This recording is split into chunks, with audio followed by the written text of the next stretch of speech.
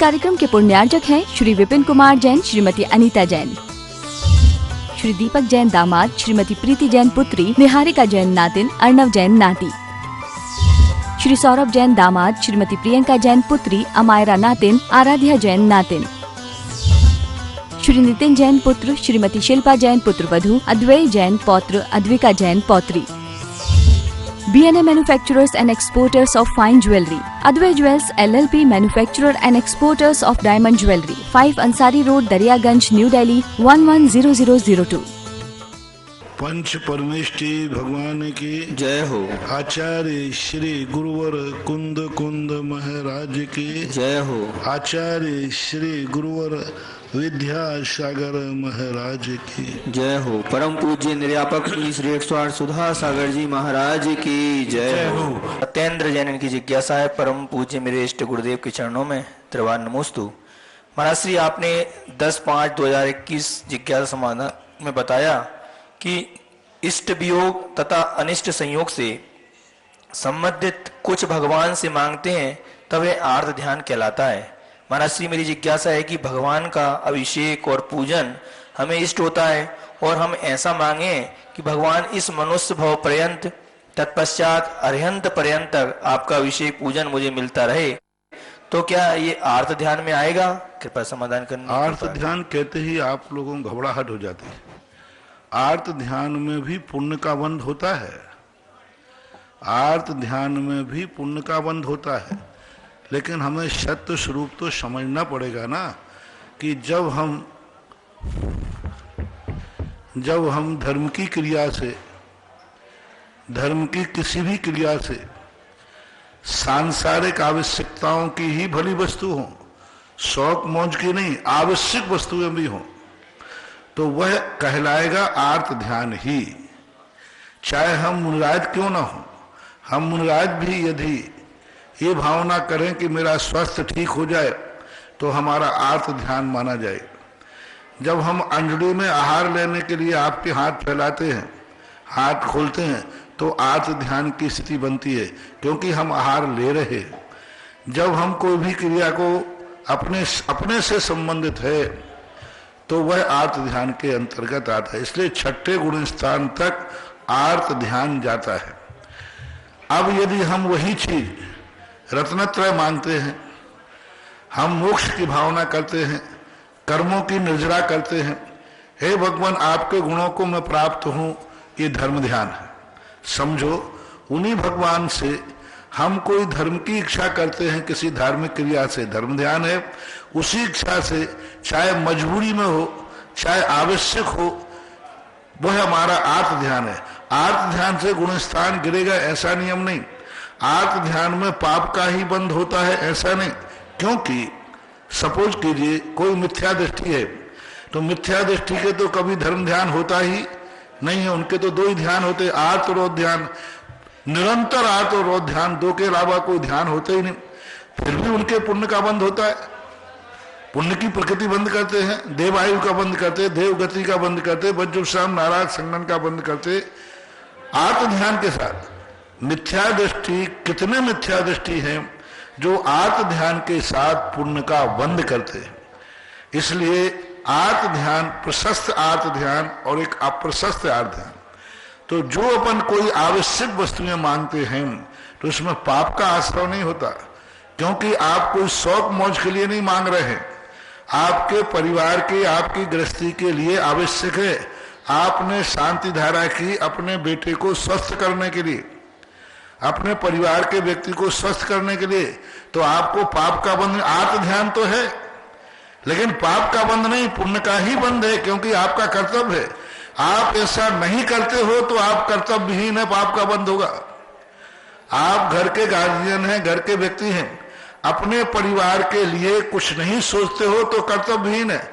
बेटा बीमार पड़ा है, परिवार का पिता बीमार पड़ा है, और आप कहोगे मैं क्या कर सकता हूं, भाई मंदिर जा रहा है, भगवान से प्रार्थना करना। नहीं नहीं, मैं भगवान से प्रार्थना नहीं करूंगा, भगवान से संसार की बातें नहीं करना, तो तुम कर्तव्यहीन हो। एक पिता होकर के बेटे के लिए इतना भाव नहीं कर सकते क्या? जब आप निर्विकल्प नहीं हो, अभी मंदिर जा ही रहे हो तो कुछ बातें ऐसी हैं जो कर्तव्य हैं, उनसे कोई बंध नहीं। इसलिए जब भी अपन धार्मिक क्रियाओं से संसार की आवश्यक वस्तुओं की याचना करते हैं या भाव करते हैं, तो उसको धर्म ध्यान तो कहना नहीं, लेकिन डरना नहीं, पाप का बंध नहीं होगा, पुण्य का ही बंद होगा। क्योंकि आप शौक और मौज मस्ती के लिए नहीं कर रहे हो। आपके परिवार का कर्तव्य कि एक दूसरे की इष्ट की भावना करें। यात्रा पे जा रहे हैं, आप कहे भगवान मेरे परिवार की यात्रा सफल हो, इसमें पुण्य बंद है, पाप का बंद नहीं है, लेकिन आत्म ध्यान है। बंद पुण्य का है, आत्म ध्यान है, ये सब करना ही पड़ती है, करना ही चाहिए। अभी हम मुनिराज लोग भी संसार को निरोगी बनने की भावना कर रहे हैं। निरंतर सुबह शाम उठते 10 मिनट 15 मिनट जितना समय मिलता है, मैं सामायिक के बैठने के पहले और सामायिक के बाद नियम से पूरे संसार के लिए समय दे रहा हूं। सुबह की सामायिक हो, चाहे दोपहर की, चाहे मध्याह्न की, बैठने के पहले और बैठने उठने के बाद जरूर 10-5 मिनट जितना भी समय मिलता है, संसार है भगवान, संसार निरामय हो, संसार निरोग हो। अब संसार में तो सब लोग आ रहे हैं, पापी भी आ रहे हैं, मांसाहारी भी आ रहे हैं, तो महाराज उनके लिए क्यों भावना भरे? अरे भाई मेरा तो काम है संसार निरामय हो, तो हमें तो पुण्य का ही बंद होगा और ये करना चाहिए, कर्तव्य है। साधु यदि प्रवृत्ति में है तो उसे जगत कल्याण की बात सोचना ही चाहिए। हाँ, निर्वृत्ति में है, ध्यान में चले गए तो उसकी बात अलग है। इसलिए आत्म ध्यान कहते ही घबराओ मत, आत्म ध्यान तो है। जब मुनिराज को आहार ले रहे हैं, मंजरी खोल रहे हैं, हमारा उस समय आत्म ध्यान है, क्योंकि हम कुछ पर वस्तु लेने का भाव कर रहे हैं और शरीर को कर रहे हैं, इसलिए उस समय हमारा आत्म ध्यान बनेगा। कितनी चीजों में हमारा आत्म ध्यान बनता है, इसलिए छठे गुण स्थान तक आत्म ध्यान है। और इस प्रकार के आप भावना करते, वो तो धर्म ध्यान ही है कि हमें अच्छा क्षेत्र मिले, अच्छा कुल मिले, अच्छा स्थान मिले। हे भगवान मुझे ऐसा मिले जहां जिनेन्द्र देव का मंदिर हो, भगवान अच्छा कुल मिले जहां हम जिनेन्द्र भगवान का अच्छी तरह कर सकें, पूजा पाठ, मुनियों को आहार दे सकें, ये धर्म ध्यान ही है। सुजालपुर से सुशील जैन गोदा, इनकी जिज्ञासा है पूज्य गुरुदेव के चरणों में त्रिवार नमोस्तु। गुरुदेव, 9 कर्म क्या होते हैं और इनसे कैसे बचा जा सकता है? सरल उदाहरण से समझाने की कृपा करें। 2 प्रकार के 9 कर्म है। एक, जो कुछ भी हमें दिख रहा है सब 9 कर्म, जो कुछ भी दिख रहा है, जीव अजीव उद्गल, जो कुछ भी आंखों से देख रहा है वो 9 कर्म है। जो कुछ तुम कानों से सुन रहे हो वो भी शब्द 9 कर्म है। जो तुम छू रहे हो वो सब 9 कर्म है। जो तुम सूंघ रहे हो वो सब 9 कर्म है। जो तुम बोल रहे हो वो सब 9 कर्म है। जो तुम्हारे लिए और भी रसना चखने में आ रहा है वो सब 9 कर्म।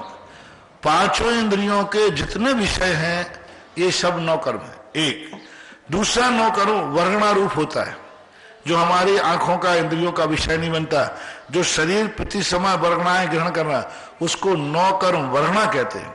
हमने भेद किए थे प्रश्नों में, 9 कर्म और 9 कर्म वर्णा। 9 कर्म तो ये सब है, माइक 9 कर्म है, ये पीछे 9 कर्म है, आप मैं प्रवचन दे रहा हूं आप 9 कर्म है, आपके लिए मैं 9 कर्म हूं, मंदिर 9 कर्म है, सब 9 कर्म है। जो अब जो 9 कर्म वर्णाएं होती हैं, जो आहारक, जिससे आहार करता है जीव, तो वो अपने ज्ञान का विषय नहीं, प्रति समय अनंत 9 कर्म वर्णाएं हम ग्रहण करते रहते हैं, तो वो वर्णा रूप होता है, ऐसा मानना चाहिए। यूएसए से अंशु जैन, इनकी जिज्ञासा है पूज्य महाराज श्री के चरणों में त्रिवार नमोस्तु। महाराज श्री, मेरी जिज्ञासा है, कुछ लोग सिर्फ बातें ही करते हैं, कुछ चुप रहकर बहुत कर जाते हैं। अब ये बताएं कि व्यक्ति की पहचान कैसे की जाए जिससे धोखा न हो पाए, कृपया समाधान करें।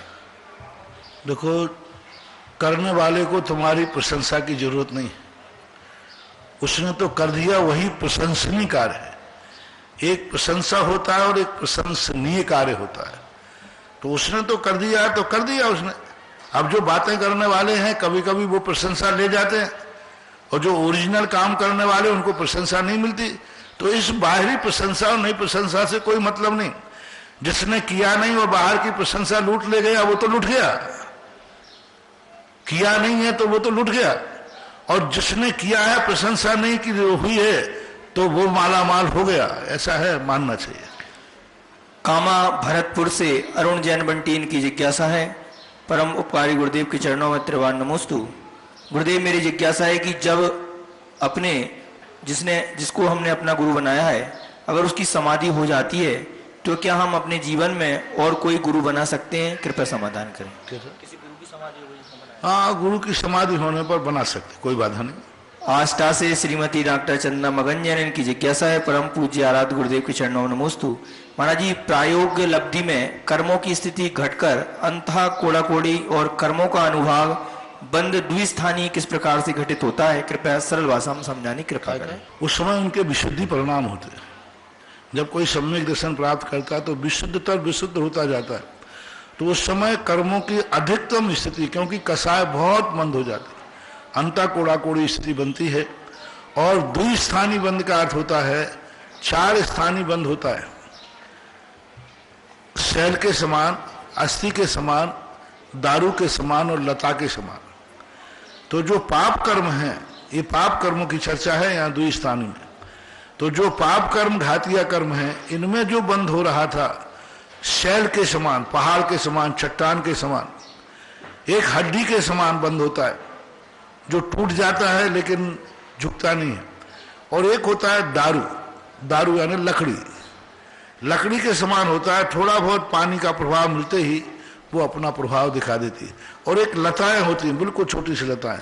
तो ये अनुभाग शक्ति के लिए कहा जाता है कि जब वह प्रायोग लब्धि में जाता है तो पाप कर्मों की जो अनुभाग शक्ति है वो लता और दारू के समान बनती है, ऐसा मानना चाहिए। मांगरोल 12 से डॉक्टर एडवोकेट अजित जैन की जिज्ञासा है। परम पूज्य महाराज श्री के चरणों में नमोस्तु। महाराज श्री, मंदिर जी में प्रतिमा जी के साथ रखे यंत्रों का क्या प्रयोजन होता है? अभिषेक के वक्त यंत्रों को पांडुशिला पर रखना क्या उचित है? कृपया समाधान करने की कृपा। यंत्रों के संबंध में कोई विशेष वर्णन हमें नहीं मिला, प्रतिष्ठा पाठों में जाकर के वर्णन मिला। प्रतिष्ठा पाठों में प्रतिष्ठा के समय अनेक यंत्रों का उल्लेख पूज्य जिनसेन स्वामी ने जो सबसे प्राचीन प्रतिष्ठा पाठ है उसमें उन्होंने किया है। तो प्रतिष्ठा के समय, अब प्रतिष्ठा के समय जो यंत्र आते हैं उनको फिर मंदिरों में स्थापित किया जाने लगा। मंदिर निर्माण के समय, मंदिर में स्थापना के समय कहीं भी हमें अकृत्रिम चैत्यालयों में भी यंत्रों का वर्णन नहीं मिला कि अकृत्रिम चैत्यालय बहुत होते, वहाँ यंत्रों की स्थापना होती है या नहीं होती, कोई उल्लेख नहीं। जहाँ मंदिर और प्रतिमा निर्माण के संबंध में वर्णन मिलता है त्रिलोक परिणति आदि ग्रंथों में, वहाँ भी यंत्रों के मंदिरों में स्थापना करने का कोई उल्लेख नहीं मिला। तो इस प्रकार के यंत्रों की व्यवस्था मानना चाहिए। अब ये यंत्र प्रतिष्ठा पाठों में जो मिलते हैं या पंच का जो विधान आदि किए जाते हैं, मारने पे स्थापित किए जाते हैं, इनके लिए अपन ने मंदिर में स्थान दे दिया, तो मंदिर में यंत्रों को अलग से रख देना चाहिए। वेदी पर यंत्रों को रखना मेरी दृष्टि से उचित नहीं है। एक अलग से यंत्र का स्थान बना करके वहाँ व्यवस्थित रखना चाहिए। और अभिषेक आदि के समय पर यंत्र का रखने का किसी भी आचार्य ने उल्लेख नहीं किया। अब ये यंत्र की परंपरा कैसे चली, कब के चली, आगम में तो मुझे कहीं मिला नहीं। मैंने ही सोचा है कि शायद ये जिनवाणी का अभिषेक का रूप बन गया हो। भगवान का अभिषेक कर लेते हैं, गुरु के पाद प्रक्षालन कर लेते हैं, जिनवाणी का गंधोदक कैसे ले? तो शास्त्र को तो नहलाया नहीं जा सकता। तो शास्त्र के जो बीजाक्षर होते हैं उन बीजाक्षरों को रख करके अभिषेक कर लेते हैं, तो शायद उससे जिनवाणी का अभिषेक मान लिया जाए। ऐसा आगम का वचन नहीं है, ये तो मैंने सोचा है, ऐसा मानना चाहिए। महाराज श्री, और हर जगह विनायक यंत्र के बारे में बहुत सुनते हैं, हर क्रिया में विनायक यंत्र की बहुत महत्वता रहती है, तो ये विनायक यंत्र क्या होता है? और ये विनायक यंत्र के संबंध में वैष्णव में ज्यादा चर्चा आती है। विनायक वहां गणेश जी को बोलते हैं, और अपने यहाँ एक विनायक यंत्र होता है, तो उसकी भी स्थापना तो करते हैं, लेकिन अभिषेक पूजन के समय, मंदिरों के समय ऐसा हमने कहीं देखा नहीं। महाराज श्री, सांगानेर में बहुत सारे यंत्र निकले थे, तो महाराज जी उन यंत्रों में ऐसी कोई क्या विशेषता थी और क्या लिखा हुआ था उनके अंदर? कृपया। यंत्र तो रखे थे, बहुत पुराने यंत्र थे, बहुत बड़े बड़े यंत्र थे, जीर्ण भी यंत्र थे, उनमें वही सब बीजाक्षर लिखे हुए। जैसे उनमें जो विनायक यंत्र है, सिद्ध यंत्र है, और भी जो यंत्र थे, बहुत सारे यंत्र थे, और उनकी जो लिपि है वो इतनी पुरानी थी कि अक्षर अपन को अभी पुराने लोगों की अक्षर समझ में नहीं आते, वे तो ताम्रपत्र पे लिखे, लेकिन वो यंत्र वही थे। कोई नया यंत्र हमें देखने में नहीं आया। जो वर्तमान में यंत्र चलते हैं उन्हीं यंत्रों की प्राचीन कॉपियां थी। महावीर नगर कोटा से श्रीमती नविता जैन की जिज्ञासा है। पूज्य महाराज श्री के चरणों में नमोस्तु। महाराज श्री, लोक में स्थित सभी पदार्थों का अस्तित्व होता है और जिनका अस्तित्व है उनमें परिणमन होता है, अर्थात उनमें उत्पाद और व्यय होता है। यहाँ तक तो ठीक है, किंतु जिज्ञासा अब ये है कि लोक की जो बड़ी बड़ी संरचना है, जैसे नंदीश्वर द्वीप, सुमेरु पर्वत, समुद्र आदि स्वर्गों द्वीपों संरचनाओं से कैसे परिणाम होता है, तो ये यथावत है, फिर भी इनमें उत्पाद व द्रव्य कैसे घटित करेंगे, कृपया समाधान करने की कृपा करें। पुद्गल का स्वभाव है पूर्ण गलन। अकेला गलन ही स्वभाव नहीं है, पूर्ण। उतनी वर्गणाएं निकलती हैं, उतनी वर्गणाएं आती हैं। तो जो अकृत्रिम चीजें होती हैं उनमें क्षय होता है, बराबर क्षय होता रहता है, लेकिन नई वर्गणाएं भी आती रहती हैं। अपने शरीर में देखो ना, ये नई वर्गणाएं आकर के शरीर पुष्ट होता रहता है और इनमें से प्रति समय नई वर्गणाएं निकल भी रही हैं। तो ये काय स्थिति कहलाती है। ये काय स्थिति का अर्थ होता है कि उनमें से अनंत अनंत पुद्गल परमाणु पृथ्वी शरण को प्राप्त होते हैं और नए नए परमाणु आते हैं, वो अपनी आंखों से देखने में नहीं आता है। मेरठ से राजेंद्र कुमार जैन की जिज्ञासा है। गुरुवर के चरणों में त्रिवार नमोस्तु। गुरुदेव, राजा श्रेयांश ने जब मुनि महाराज आदि कुमार को देखा तब तो वह राजसी वेशभूषा में होंगे और उससे पहले जाति स्मरण न होने के कारण क्या हार देना है, कैसे देना है, नहीं पता होगा। तो गुरुदेव, मेरी जिज्ञासा है कि राजा श्रेयांश ने पहले पड़घान करके फिर सोले के वस्त्र बदले होंगे और आहार तैयार किया होगा, या फिर पहले से काम करके फिर पड़घान किया होगा। यदि पहले पड़घान किया तो बाद में गन्ने का रस निकाला तो आहार उद्दिष्ट होगा। मुंडाज तो इतनी देर प्रतीक्षा तो करते नहीं है, तो ये कैसी व्यवस्था बनी होगी, कृपया इसके बारे में। अब ये सारे प्रश्न ऐसे यक्ष प्रश्न हैं कि इनका जवाब शास्त्रों में तो लिखा नहीं। मैं तो यही मानता हूं कि वहां उस समय इक्षु रस बहुत चलता था। नाभि राय के समय पर गन्ने अपने आप जंगलों में खेतों में होते थे और पकने के बाद उनसे अपने आप रस टपकता था। तो नाभि राय ने कहा, राजमहाराज से पूछा कि साहब ये रस क्या गन्नों में से निकलता है? बोले पीने लायक है। तो नाभि राय ने गन्ने का जो अपने आप बिना पेले रस निकलने का पीने का उपदेश दिया, तब से वो इक्ष्वाकु वंश कहलाया। तो मुझे लगता है कि पहले गन्ने का रस घर घर में ही होता था, जैसे तुम्हारे घर में आज चाय होती है। हाँ, घर घर में चाय पत्ती मिली जाएगी प्राय, और सामान मिल, कोल्ड ड्रिंक हाँ कोल्ड ड्रिंक जैसे। तो पहले इतना, और पहले के लोग इतने शुद्ध रहते थे, सब हाथ का पानी, हाथ की चक्की, कोई यंत्र तो था नहीं, कोई बाजार की चक्की तो थी नहीं, सब कुछ घर में होता था, सब घर की वस्तुएं होती थी, तो वे इतनी शुद्ध होती थी और पहले से ही रखी रहती थी, उनको अलग से पेलने की जरूरत नहीं पड़ी होगी। राजनाथ भगवान से कहा, भगवान बैठो हम गन्ना का पेल के ला रहे हैं, नहीं, वो गन्ने का रस उनके हाथ सदा रखा रहता है, वो शुद्ध है। इसकी पुष्टि यहां तो नहीं मिली कि उन्होंने क्या किया होगा। पद्म पुराण में श्री रामचंद्र जी जब वनवास में थे तो उनके लिए आकाश मार्ग से मुनिराज आए, तुरंत उनके लिए भोजन बना था, वही भोजन लेकर के रामचंद्र जी ने खड़े होकर मुनिराज को आहार कराया। इससे सिद्ध है जंगल में भी रामचंद्र जी वगैरह महापुरुष इतना शुद्ध भोजन करते थे कि महाराज आ जाएं तो महाराज के लायक भी होता था। आज तुम लोगों का भोजन इतना शुद्ध हो गया, महाराज का अलग और तुम्हारा अलग। तो ये आज ये सारे प्रश्न उठने लगे। पहले के लोग इतने शुद्ध वस्त्र पहनते थे, नहा धोकर के धोती दुपट्टा पहनते थे। पहले नहा धोने के बाद सवेरे स्नान करने के बाद प्रायः धौत और उत्तरी, ऐसा जिनसेन स्वामी ने महापुराण में लिखा कि प्रत्येक व्यक्ति नहा धोने के बाद भोजन करते समय भी वह धोती दुपट्टा और उत्तरी पहन करके भोजन करते थे।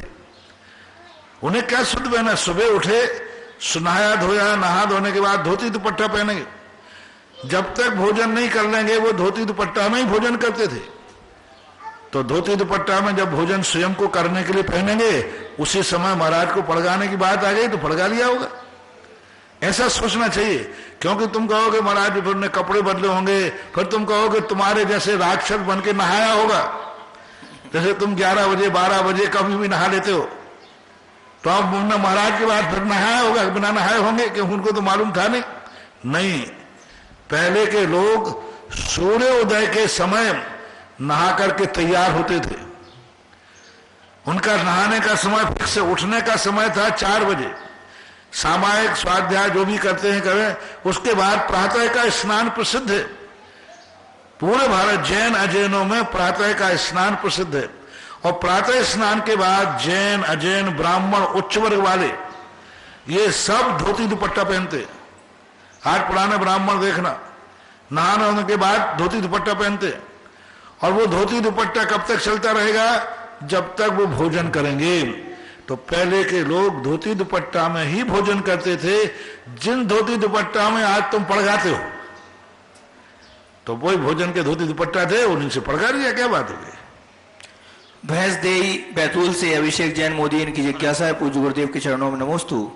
गुरुदेव, शास्त्रों में एक जगह वर्णन मिलता है कि कुंती स्वयं जाकर कर्ण को बताती है कि वह उसका पुत्र है और पांडव उसके भाई हैं, लेकिन दूसरी ओर एक यह भी वर्णन मिलता है कि श्री कृष्ण अपना एक दूत कर्ण के पास भेजते हैं, जो कर्ण को बताता है कि कर्ण कुंती पुत्र है और पांडव उसके भाई हैं, अतः उसे पांडवों का साथ देना चाहिए था।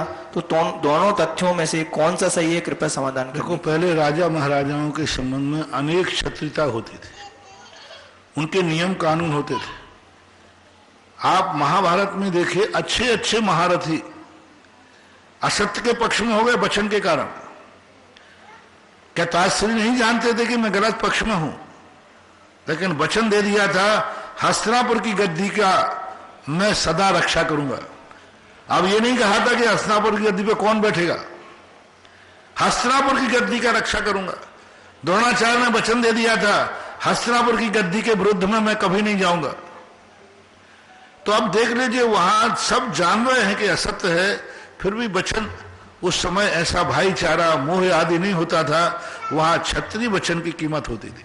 जहां तक बताने का सवाल है, तो वैष्णव दर्शन में भी 2 प्रकार के मत वहां भी मिलते हैं कि पहले जाकर के कृष्ण जी ने एकांत में जाकर के कर्ण को बताया कि तुम्हारे इस प्रकार की परिणति हो। वहां भी 2 मत हैं कि कुंती ने खुद बताया। तो अब ये तो इतिहास है, किसने बताया क्या बताया, जो लिखा मिला अपन ने उसी को प्रमाण मान लिया। लेकिन ये निश्चित है कि पहले क्षत्रिय राजा जान करके भी अपने वचन के कारण से वो अपना सब कुछ मिटा देते थे, यहाँ तक कि स्वयं भी मिट जाते थे। देवास से श्रीमती प्रीति शैलेंद्र जैन की जिज्ञासा है, पूज्य गुरुवर के चरणों में नमोस्तु। महाराज श्री, आपने बताया कि अभिषेक करते समय एक ही थाली में अलग अलग भगवान की एक से अधिक प्रतिमा जी नहीं रखना चाहिए, क्योंकि अभिषेक के छींटे एक दूसरे पर लगने से दोष लगता है।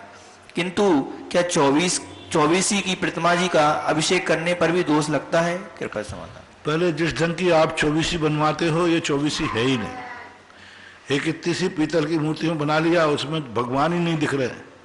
भगवान 24 की मूर्तियां भी अलग अलग होना चाहिए। एक पीतल के पत्ते पे ठुकवा देते हो, तो अब ये सब भक्तों की माया है। वस्तुतः व्यवस्था तो अलग अलग की ही है। अब 24 में है तो उसे 24 मान लो, अब क्या करें, मजबूरी है। रायपुर छत्तीसगढ़ से डॉक्टर मंजुला जैन, इनकी जिज्ञासा है, गुरुदेव के चरणों में नमोस्तु। महाराज श्री, मरण के बाद शरीर का अंतिम संस्कार हो जाता है। आगम में नरकों के दुख का वर्णन मिलता है और आत्मा तो अनंत शक्ति ज्ञान का भंडार है, तो नरकों में दुख किसे और किस रूप में मिलता होगा? कृपया समाधान करें। शरीर है ना वहां पर अपने आप अलग शरीर है। जैसे जन्म के समय यहाँ शरीर मिलता है, ऐसे जन्म के समय वहां शरीर मिलता है, उसका नाम वैक्रियक शरीर है। सतई छतरपुर से ओम जैन, इनकी जिज्ञासा है, पूज्य महाराज श्री के चरणों में नमोस्तु। महाराज श्री, जब हम प्रतिमान युग के ग्रंथ पढ़ते हैं तो कई बार उसमें लिखा हुआ होता है कि उन्होंने गंधर्व विवाह किया। तो महाराज जी, ये गंधर्व विवाह क्या होता है, इसको समझाने की कृपा। गंधर्व विवाह आज का समय में आपका लव मैरिज, लेकिन वहां गंधर्व विवाह की एक मर्यादा थी कि वहां पर एक बहुत अच्छे व्यवस्थित ढंग से स्थितियां थी। आज जैसे नहीं है कि कोई भी किसी भी प्रकार के आचार विचार के बिना किया जाता था। और गंधर्व विवाह का अर्थ कहना चाहिए कि वह प्री प्लानिंग विवाह नहीं हुआ, यानी जैसे ऑरेंज विवाह होते हैं तो चलते आए हैं अनादिकाल।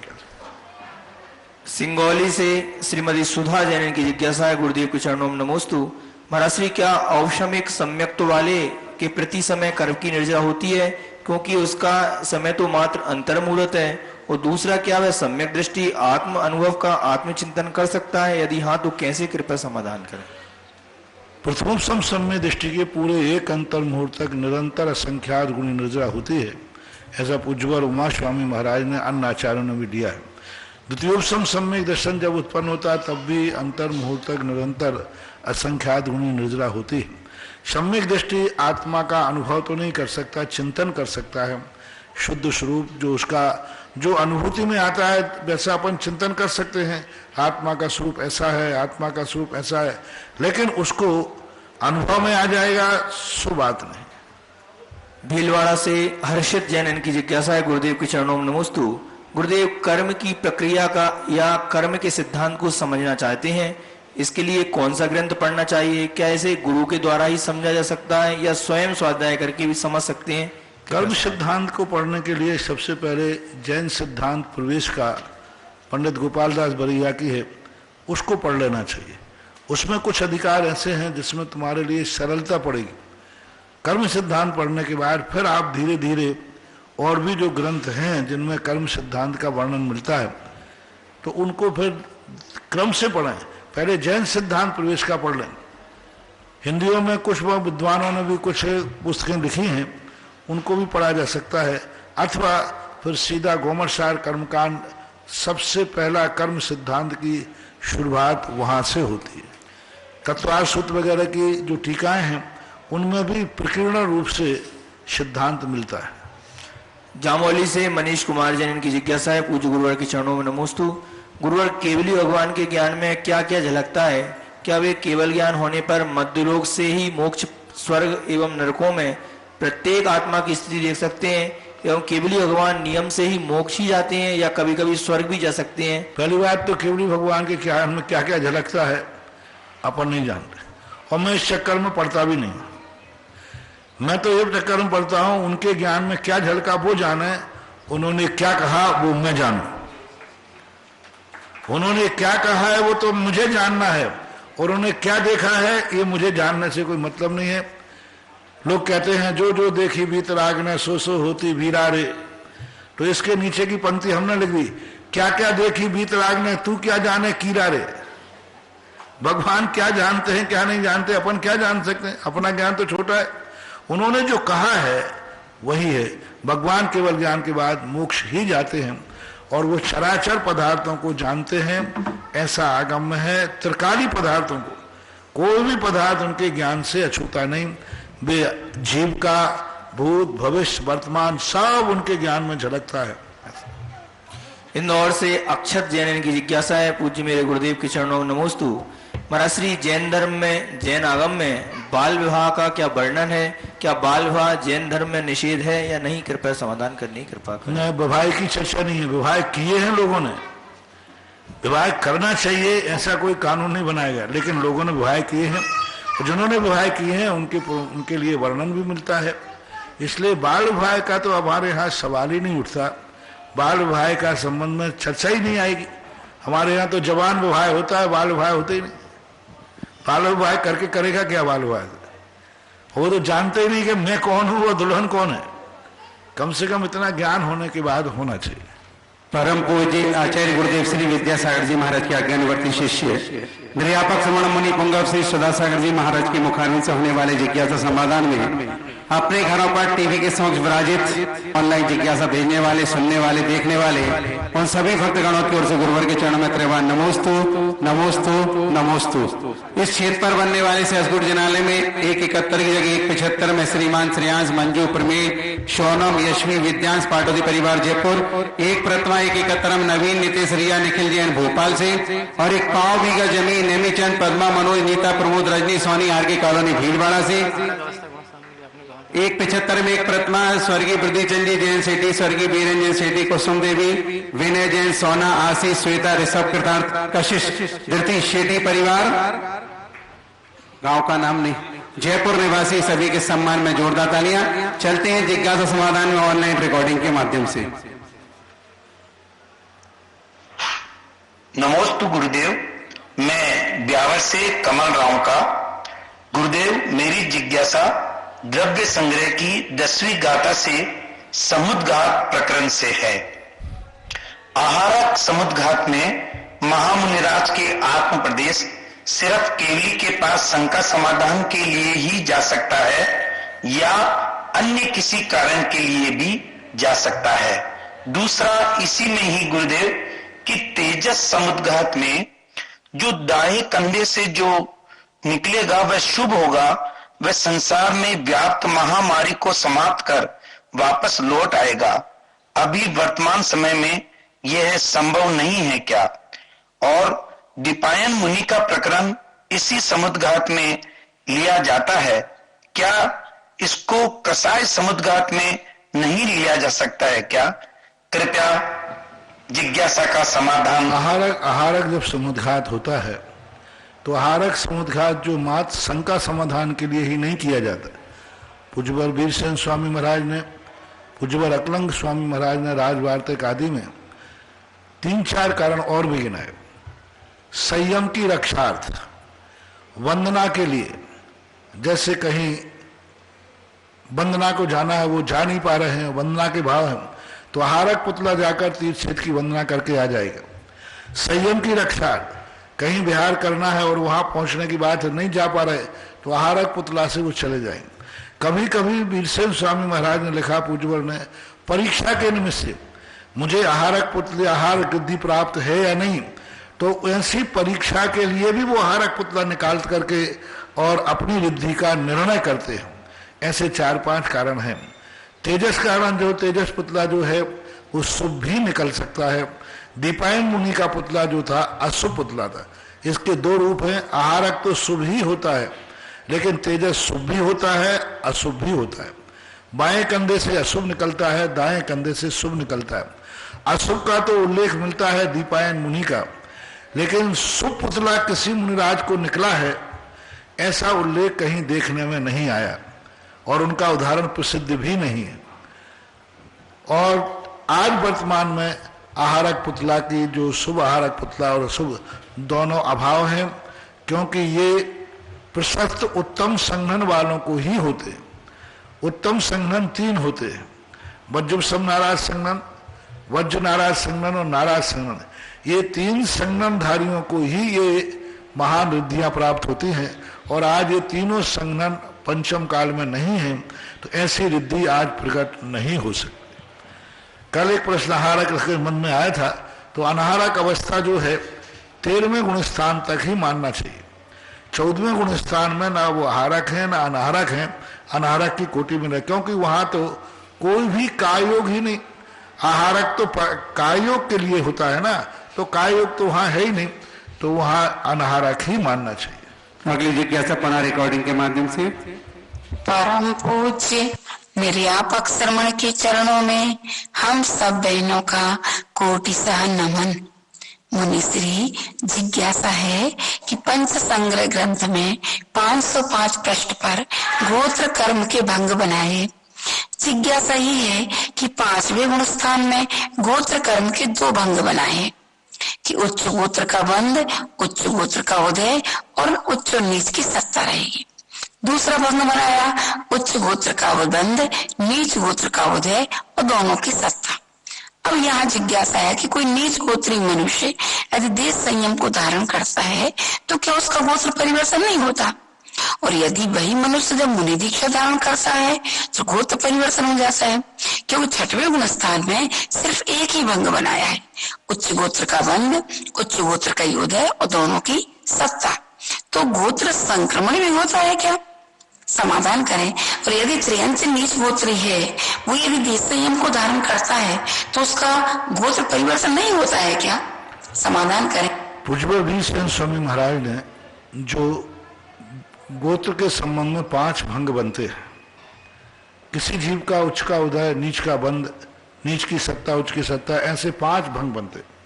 लेकिन जब जीव पंचम स्थान में आता है तो पंचम गुण स्थान में दो भंग बनते हैं।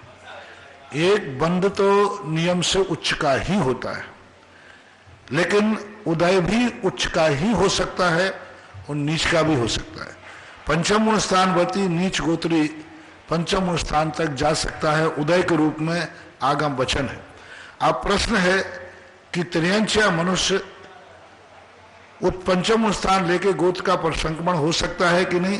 तो पूज्यवर वीरसेन स्वामी महाराज ने भजनी कहा। उन्होंने ये कहा किसी किसी त्रियंचों का पंचम गुण स्थान में जाते ही गोत्र का परिवर्तन देखा जाता है, ऐसा उन्होंने कहा। लेकिन उन्होंने ये नहीं कहा होता ही है। जो जो पंचम गुण स्थानवर्ती होंगे वे सब उच्च गोत्री होंगे, उन सब का संक्रमण ही होगा, ऐसा नियम नहीं है।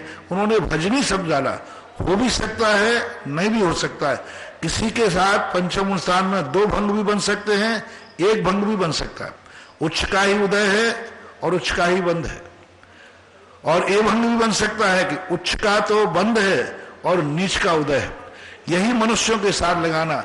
मनुष्यों के संबंध में पूज्य वीरसेन महाराज ने ऐसा कुछ भी नहीं कहा कि जब वो देश व्रत लेंगे तो उनका गोत्र परिवर्तन किसी का हो सकता है, लेकिन निषेध भी नहीं किया।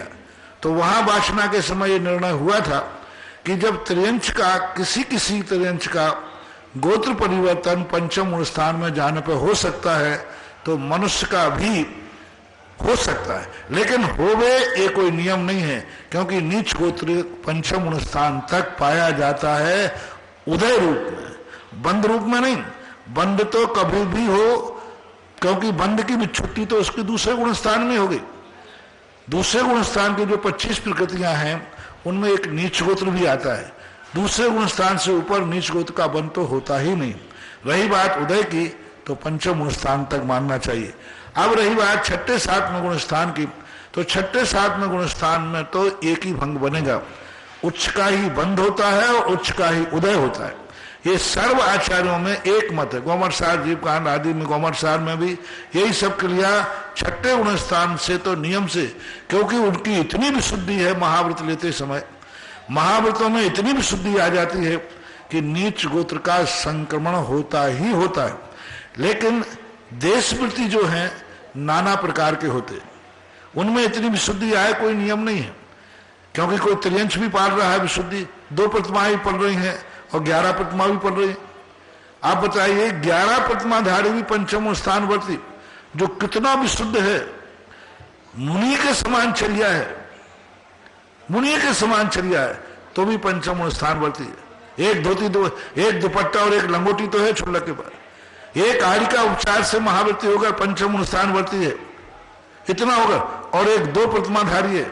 अब देखना, एलक छुल्लक आड़ी का है, ये 5 व्रतों को बहुत अच्छी तरह पाल रहे, ब्रह्मचर्य व्रत है, अहिंसा व्रत है, सब पाल रहे। और एक 2 प्रतिमाधारी अभी गृहस्थ के सब कार्य कर रहा है, खेती किसानी कर रहा है, व्यापार कर रहा है, ब्रह्मचर्य व्रत भी अभी सुधार संतोष व्रत है, यानी कोई भी नहीं पाल रहा, वो भी पंचम स्थान वर्ती है।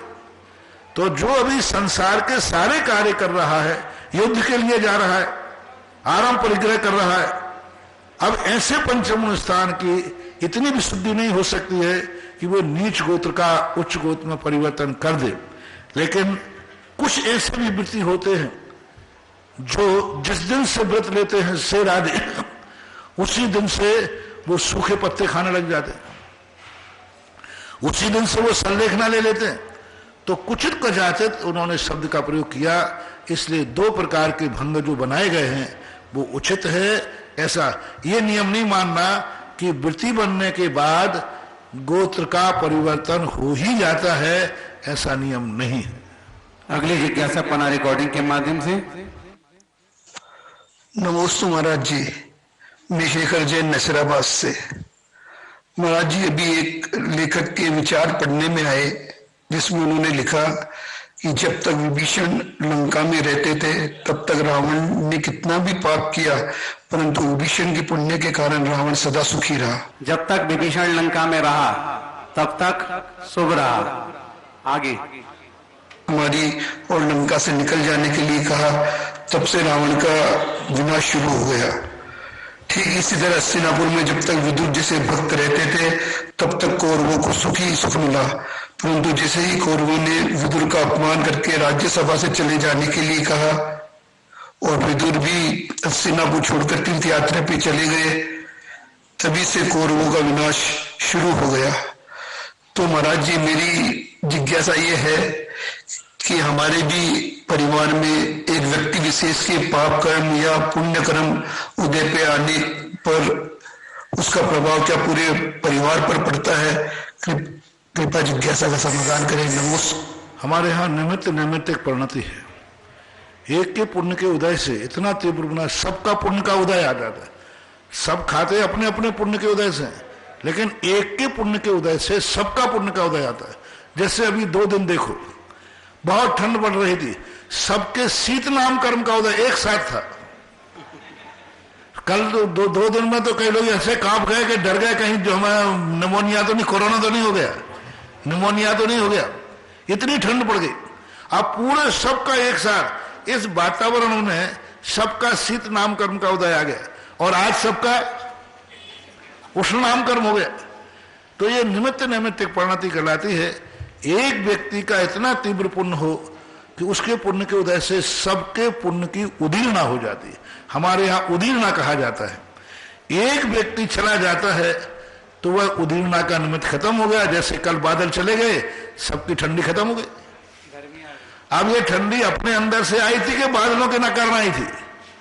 आई तो अंदर से थी, लेकिन उस अंदर को उदीर्णा करने में कारण क्या बन गए? बादल। तो जैसे बादल हमारे कर्म की उदीर्णा करा दी, आज बादल चले गए, ठंडी चली गई। इसी प्रकार पुण्य की उदीर्णा कराने वाला महापुरुष था, वो चला गया तो सबका ऐसा हो जाता है। विभीषण पुण्यात्मा जीव था, उसके पुण्य से जाने से, विदुर एक महान नीतिज्ञ व्यक्ति थे, उनके जाने से विनाश हो गया। कोई बाधा नहीं, जैन आगम से कोई बाधा नहीं। निमित्त नैमित्तिक परिणति कहलाती है। यह है। अगली जिज्ञासा पुनः रिकॉर्डिंग के माध्यम से। मेरे अनंत उपकारी गुरुवर के चरणों में कोटिशः नमन। गुरुवर, आज आपने समय सार में प्रवेश हेतु पुनः एक साधना करने को कहा कि निमित्ताधीन दृष्टि को दूर करके उपादान को जागृत करो। तो गुरुवर, इस साधना को अपने जीवन में लाने के लिए कुछ टिप्स बता दीजिए जिसका हम रोज पालन करें। नमोस्तु गुरुवर। सबसे बड़ी चीज हमारे यही है कि निमित्त से हम प्रभावित ना हो, खास तौर से अशुभ निमित्तों से। अशुभ निमित्त जब हमारे सामने आए तो हमें अपने उपादान को संभालना है कि निमित्त भली अशुभ हो, मैं अपने उपादान को अशुद्ध नहीं करूंगा। जैसे जब व्यक्ति 16 के कपड़े पहन लेता है तो सामने वाले जो अशुद्ध कपड़े पहने रहते हैं तो 16 वाला क्या करता है? ये भली अशुद्ध रहें तो रहें, लेकिन मैं अपने आप को अशुद्ध नहीं होने दूंगा। इसी प्रकार अशुभ निमित्त मिलने पर सबसे बड़ी सावधानी रखना चाहिए कि मैं अपने उपादान को अशुद्ध नहीं होने दूंगा। सामने वाला क्रोध कर रहा है, मैं अपने उपादान को क्रोधी नहीं होने दूंगा। सामने वाला बुरा कर्म, बुरा आदमी है, मैं बुरा नहीं होने। सामने वाला शराब पी रहा है, मैं उस शराब को पीने का भाव नहीं करूंगा। सामने वाला गंदा कार्य कर रहा है, मैं अपने मन को गंदा नहीं करूंगा। तो निमित्त के टुकड़ा कर उपादान की बात चलना। और दूसरी बात जो कहा मैंने कि कर्म ने मुझे नहीं बांधा है, कर्म को मैंने बांधा है, यह सबसे बड़ा सूत्र दिया आज हमने। जितने भी हमारे कर्मोदय में आ रहे हैं, हम सब कर्मों को आरोप देते हैं, ये कर्म बड़े दुष्ट हैं, ये कर्म मनमाने। नहीं, हम दुष्ट हैं कि हमने कर्मों को बांधा है। कर्मों को हमने बांधा है, दुष्ट तो हम हैं। और हम कहते हैं कर्म बड़े दुष्ट हैं। और मैंने आज तुम्हारे कितनी बड़ी बात कही, पुद्गल में कभी भी दूसरे को बांधने की शक्ति नहीं है। स्वयं तो बंधते हैं वो, दूसरे को जब ही बंधेंगे जब वो बांधेगा। कर्म कभी अपने आप किसी को नहीं बनता। तो हमें सबसे पहले देखना है कर्म दुष्ट नहीं है, क्योंकि बांधने वाला मैं हूं। बंधने वाला दुष्ट होता है कि बांधने वाला दुष्ट होता है? बांधने वाला। तो मैंने कर्मों को बांधा है, भूल मेरी है। दुष्ट तो मैं हूं जो कर्मों को बांध के रखा है, स्थिति अनुभाग मैंने डाला। स्थिति मैंने डाली कि ये कर्म मेरे यहां से इतने दिन के पहले नहीं जाएगा। जैसे किसी को अपन ने बंदी बना लिया, कहा तुम रात भर दिन भर यहीं बंद रहोगे, कहीं बाहर नहीं जाओगे। तो ये दुष्टता, जिसको कर्मों में हमने बंद किया है वो दुष्ट है कि जिसने बंद किया है वो दुष्ट है? जिसने बंद किया है। तो हमने कर्मों को बंद किया है, हे कर्म तो इतने काल तक मेरे साथ बंधेगा। स्थिति किसने डाली? कसाय ने। ऐसा फल देगा, अनुभाग किसने डाली? कसाय में। ये कसाय पौद्गलिक है कि जीव का विवाह परिणाम है? जीव का है, मेरा है, मेरे परिणाम है। स्वतत्व महोदय पारिणाम को ऊंचा तत्वार्थ सूत्र में कहा ये जितने भाव हैं सब मेरे हैं। तो ये सबसे बड़ी साधना है ध्यान के लिए, चिंतन के लिए कि कर्मों को मैंने बांधा है, दोषी मैं हूं और अब मैं ज्ञानी हो गया हूं। जब इनको बांधा है तो मैं इनको छोड़ भी सकता हूं। तो अब छोड़ने के प्रयास के लिए व्रत समिति, गुप्ती समिति, परिसय, जय चारित्री, ये जो कहे गए ये कर्मों को छोड़ने के तरीके हैं, ऐसा मानना चाहिए। आज एक विशेष सूचना दे रहा हूं सुधा कलश चैनल के माध्यम से।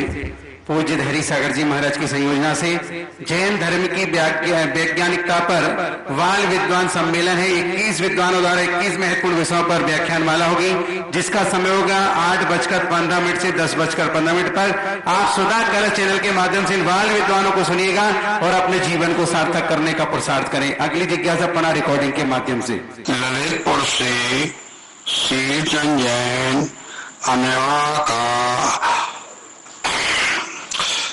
पूरे देश की सुरक्षा कवच एवं शांति की भावना भाने वाले जगत पूज निर्यापाक मुनि पुंगव सुधा सागर महाराज को त्रैवान नमोस्तु।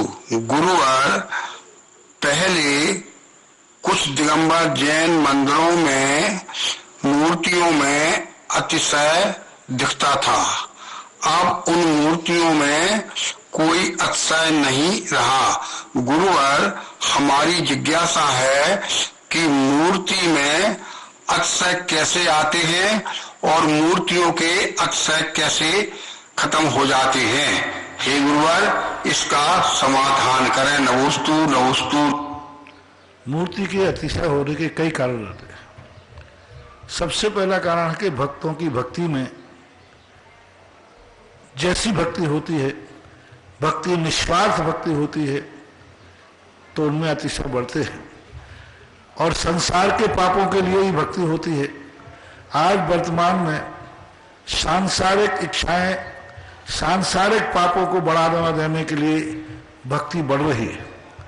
पारमार्थिक भक्ति खत्म हो रही है, संसार से छूटने की भक्ति कम हो रही है, संसार छूट जाए ऐसी भक्ति कम कर रहे हैं, संसार मेरा और बढ़ जाए इसके लिए भक्ति कर रहे हैं। तो धीरे धीरे मंदिरों के अतिशय की स्थितियां घटते जाती हैं। और दूसरी बात है मंदिरों की स्थिति, उनके सूर्य मंत्र, उनके देने वाले मुनराज के सूर्य मंत्र से और प्रतिष्ठा आदियों से, शिल्पी आदि से सबके प्रभाव पड़ते हैं। मंदिरों में आज अतिशय का सबसे बड़ी चीज है कि हमारे मंदिरों में जितनी भक्ति हम बढ़ाएंगे और जितनी भक्ति हम भगवान की भगवान के रूप में करेंगे तो अतिशय आज भी देखे जा रहे हैं। ऐसी बात नहीं है कि आज मूर्तियों के अतिशय खत्म हो गए, आज भी मूर्तियों के अतिशय हो रहे हैं। आज देखो भगवान की शांति धारा करने वाले लोगों में हजारों हजारों लोग आज आश्चर्यचकित होकर के और फल पा रहे हैं। अतिशय नहीं तो और क्या है।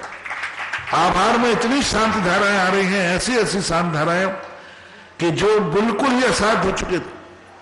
अब तुम कहो कि पूरा 100% लेवल तो किसी कॉलेज का, किसी स्थिति की गारंटी कोई नहीं ले सकता। आज भी 80%, 90% तक मूर्तियों में, भक्ति में अतिशय है, देखा जा रहा है। अब 10-20% का जो है वो तो डॉक्टरों के पास भी कितनी अच्छी अस्पताल हो, ऐसी कोई अस्पताल नहीं है जिसमें किसी की मौत नहीं हुई हो। ऐसा कोई डॉक्टर नहीं है जिसके हाथ से कोई ऑपरेशन फेल होने की संभावना नहीं हो, क्योंकि वो फार्म भरवाता है तब लिखता है कि ऑपरेशन फेल हो या विफल हो, हमारी जिम्मेवारी नहीं हुई। यही बता रहा है कि कंफ्यूज है। 80% रिजल्ट कम नहीं है। बंधु, आज भी भक्ति से पीछे मत हटो। आज भी भक्ति में अतिशय है, आज भी मूर्तियों में अतिशय है, आज भी अभिषेक में अतिशय है, आज भी शांति धारा में अतिशय है, सब अतिशय है। बस 100% तुम मानते हो तो ये तुम्हारी भूल है। जिस दिन 100% हो जाएगा, समझ लेना कर्म सिद्धांत बदल जाए। जिस दिन 100% हो जाएगा, समझ लेना सृष्टि का विनाश हो जाएगा। जिस दिन 100% हो जाएगा, उस दिन समझ लेना सारी दुनिया पापों से भर जाएगी। क्योंकि कुछ उपादान की भी तो भूल होती है। कुछ उपादान भी तो कोई चीज है, निमित्त ही सब कुछ थोड़ी करेगा। उपादान यदि पूरा खोटा है तो निमित्त क्या करेगा? निमित्त जब तक काम करता है जब उपादान में थोड़ी बहुत भी शुद्धता होती है। थोड़ी बहुत भी शुद्धता है तो निमित्त काम करेगा, लेकिन उपादान तो पूरा ही खोटा ही है, त्रिकालिक खोटा है, तो फिर निमित्त क्या करेगा, ऐसा मानना। महाराज श्री इसी जिज्ञासा एक और संदर्भित है, क्या महाराज श्री इसमें पात्रों की कुल की शुद्धि और प्रतिष्ठाचार्यों की कुल की शुद्धि का भी महत्व रहता है? पूरा सिद्ध। यदि सारी की सारी प्रतिष्ठाएं होती हैं तो पहले जिन्होंने शिल्पी ने बनाई वो तो है ही, लेकिन जिसकी मूर्ति बैठा ली है जिसने, उसकी कुल शुद्धि है कि नहीं? हर व्यक्ति मूर्ति नहीं बैठा सकता।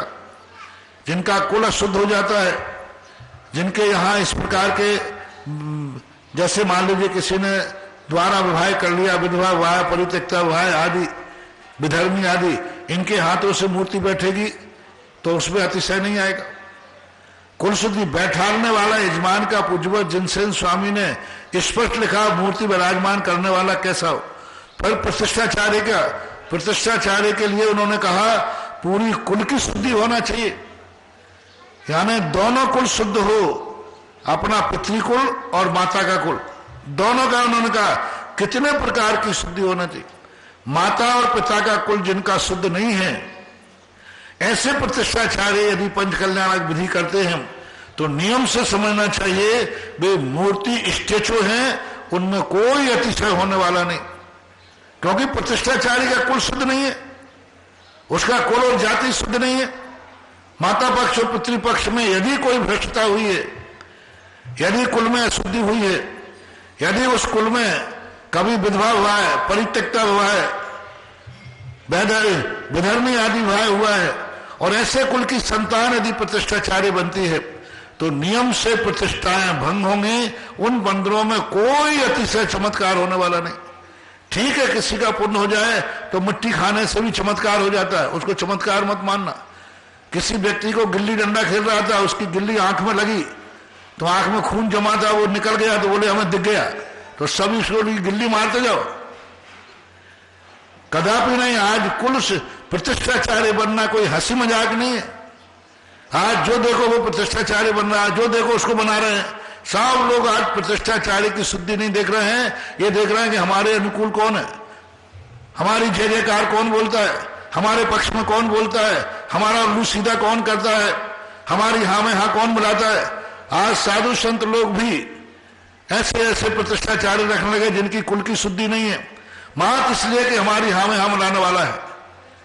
अरे भाई, तुम्हारी हाँ में हाँ मिलाना, भगवान की तो प्रतिष्ठा मत बिगाड़ो। भगवान की प्रतिष्ठा को अशुद्ध क्यों कर रहे हैं? महानुभाव, बिल्कुल नहीं करना चाहिए। चाहे कोई साधु कहे तो भी कहना चाहिए हम भगवान को बैठा रहे हैं, कोई हंसी मजाक नहीं कर रहे हैं। ऐसे प्रतिष्ठाचार्यों के लिए, प्रतिष्ठा के लिए नहीं करना चाहिए। प्रतिष्ठा होवे या ना होवे, लेकिन कुल शुद्धि प्रतिष्ठाचार्य की होना चाहिए। इसी प्रकार से सूर्य मंत्र देने वाले की, उसमें भी अपने आप में उनकी विशुद्धि, उनकी साधना, उनकी शक्ति देखी जाती है, तब होता है। ये भी इसी अतिशय के एक कारण भी बनते हैं। अगली जिज्ञासा पाना रिकॉर्डिंग के माध्यम से। नमोस्तु महाराज श्री जी, मैं 12 वर्षीय पाठशाला की छात्रा हूँ। मैंने पाठशाला में पद्मानंदी पंचविंशतिका जी, छेडाला जी, द्रव्य संग्रह जी बड़े ग्रंथों का स्वाध्याय किया तथा उन्हें कंठस्थ भी किया और परीक्षा देकर परीक्षाओं में उत्तीर्ण भी हुए। किंतु परीक्षा के बाद हम इन ग्रंथों का पाठ तो किया, पर उस दृष्टि से नहीं जिस दृष्टि से हम परीक्षा के पहले करते थे, जिस कारण हम कुछ भूल भी गए। इसी कारण अधिकतर लोगों का कहना होता है कि परीक्षा आई तो कंठस्थ कर लिया, नहीं तो सब भूल गए, ऐसी हमें परीक्षा नहीं देनी। पर मेरा उन लोगों से कहना होता है कि भले ही हम सब कुछ भूल जाए, पर जब तक परीक्षा नहीं हुई हमने उस ग्रंथ को पढ़ा, समझा और परीक्षा के डर से याद भी किया। तो महर्षि जी, मेरी जिज्ञासा है कि हमने जो गाथाएं याद की हम भूल गए तो उसका हमें क्या पाप पड़ेगा और हम उन व्यक्तियों को कैसे समझाएं जिससे वो भी पाठशाला पढ़ेंगे? ठीक समझ गया मैं। पहली बात है, परीक्षा के लिए जो ज्ञान किया जाता है उसमें ज्यादा पुण्य का वन नहीं होता, इसलिए भूल जाते। लेकिन फिर भी उसका मना नहीं करना। नाना मामा की बख्शा काना मामा ठीक है, कम से कम उतनी देर तो याद रहा। और जो याद हो जाता है भले भूल जाए लेकिन उसके संस्कार बने रहते हैं। कभी कोई प्रवचन में आप सुनोगे तो कहेंगे कि देखो रत्नाथ साहब का 4 में ये लिखा है, तो तुम हाँ मैंने याद किया था।